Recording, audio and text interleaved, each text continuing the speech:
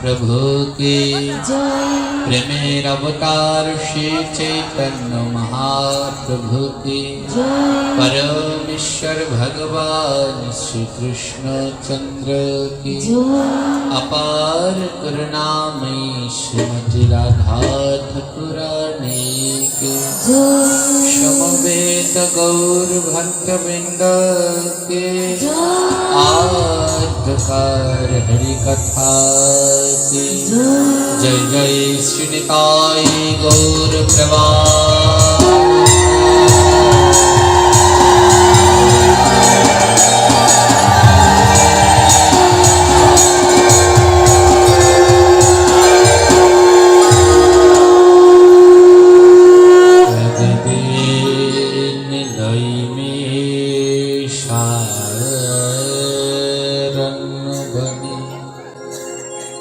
सुखदेव गोस्वामी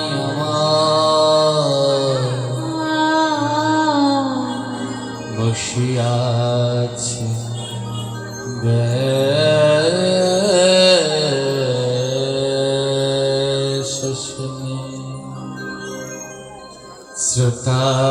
श्रोताशनी बसिया কত জ্ঞানী গুণী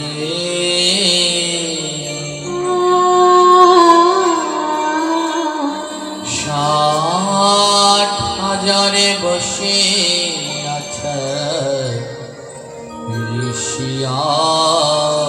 ঋষিয়ার মুনি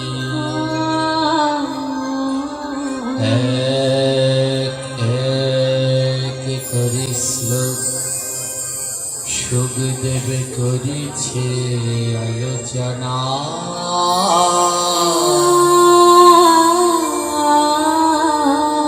আর যাহা হইতে ঘুচা দিবে যতে কো যন্ত্রণা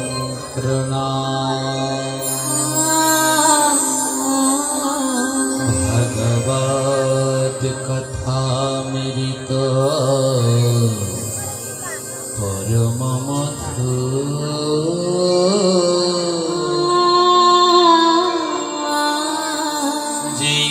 জীবনা করা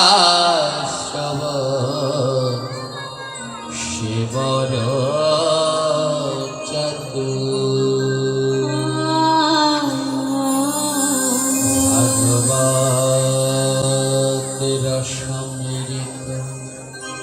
যার করনে যা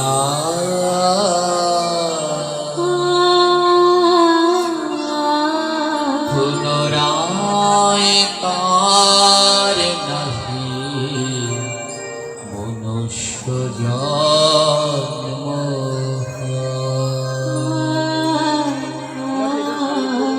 ভগবত কথা মৃত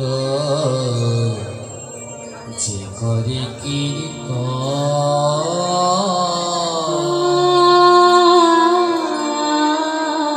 তাহার চরণ করি সহস্র প্রণাম।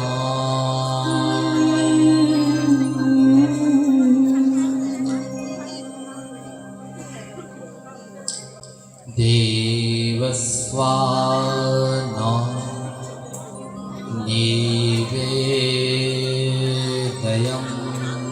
যহ ভূতে পাপেন চেতসা পিতৃ দেবার জয়ায়ে স্পর্শং নিন্দন্তি নরকং নায়ত।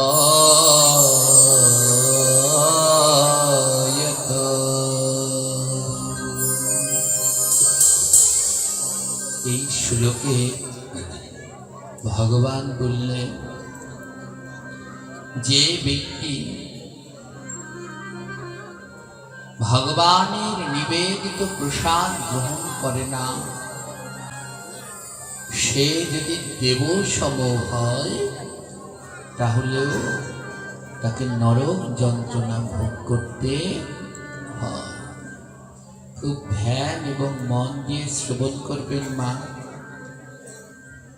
এখন চলছে পরম পবিত্র মধুসূদন মাস, আর সেই মধুসূদন মাসের আজ একটি শুভ দিন।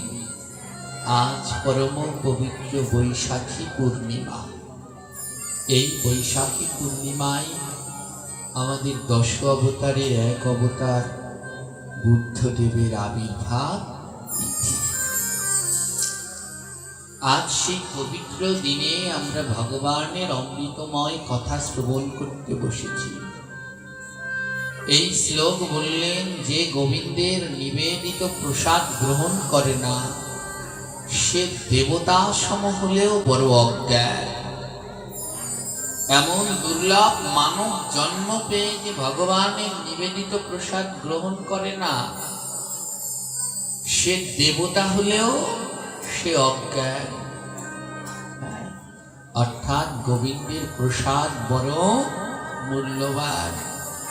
এ জগতে যিনি প্রতিদিন ভগবানকে ভোগ নিবেদন করে প্রসাদ পায় সে এক জন্মের নয়, জন্মে জন্মের বহু সুকৃতির ফলে কোনো এক জন্মে সদাচারী হয়ে ভগবানের নিবেদিত প্রসাদ লাভ করা যায়। বলে আমার কবে হবে? ডাকতে থাকো, চেষ্টা করতে থাকো, ধীরে ধীরে হয়, একসাথে হয় না। যারা সারা বছর ধরে তামসিক আহার করে, যদি মনে ইচ্ছে থাকে তাহলে অন্তত 3টি মাস সাত্বিক আহার করতে হয়। বৈশাখ মাস, কার্তিক মাস আর মাঘ মাস। 3টি মাস না হলে অন্তত 2টি মাস, বৈশাখ মাস আর কার্তিক মাস, অর্থাৎ মধুসূদন মাস আর দামোদর মাস। এই মাসগুলোতে অবশ্যই সাত্বিক আহার করতে হয়। এখন চলছে সেই পরম পবিত্র মধুসূদন মাস। এই মাসে সকলেরই উচিত সাত্বিক আহার করা, ভগবানের নিবেদিত প্রসাদ গ্রহণ করা। গ্রহণ তো বললেন, যদি ভগবানের নিবেদিত প্রসাদ গ্রহণ না করে সে দেবতা হলেও অজ্ঞান। ধ্যান দিন, প্রশ্ন, দেবতারা কি গ্রহণ করে? এ জগতের দেবতারাও গোবিন্দের নিবেদিত প্রসাদ ছাড়া অন্য কিছু গ্রহণ করে? কালকে একজনে আমায়, পরশুদিনকে একজনে জিজ্ঞেস করেছিল, যিনি বৈষ্ণব তার আবার আলাদা করে দুর্গা, কালী, মনসা পুজো করার দরকার আছে? বলুন তো, আগে মানুষ হয় না বৈষ্ণব হয়? এ জায়গায় আগে মানুষ হতে হয় না আগে বৈষ্ণব হতে হয়? আগে মানুষ হতে হয়, তারপরে তো সে বৈষ্ণব হতে পারবে।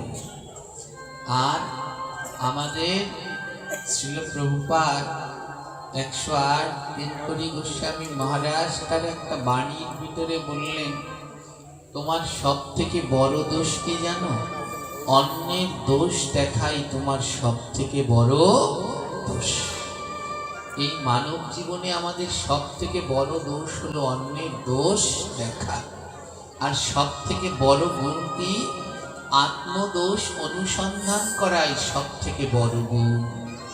নিজের দোষটাকে খুঁজে খুঁজে বের করে সংশোধন করা হলো সব থেকে বড় গুণ।